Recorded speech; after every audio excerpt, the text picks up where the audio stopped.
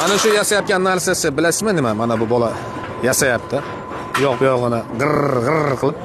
Buni nomi sentrifuga. Bilmaganlar uchun. Bunda gilam tushadi.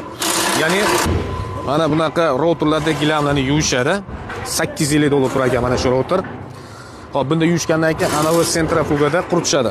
Agar mabodo kattaroq kir mashina kerak bo'lsa, 120 kg, 100 kg kirni sig'diradigan kir mashina. Bunda esa kirlarni yuvishadi.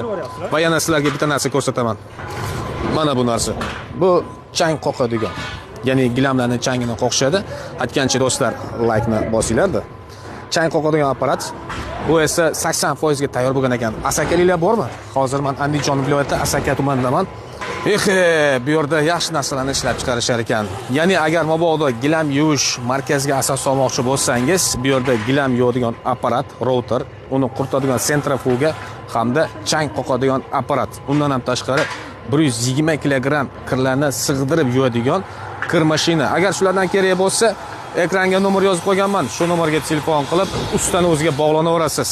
Videorolikka albatta like bosib, dong ikkidan urib, mabodo shunaqa biznes qilaman degan tanishingiz bo'lsa, jo'natib qo'yinglar.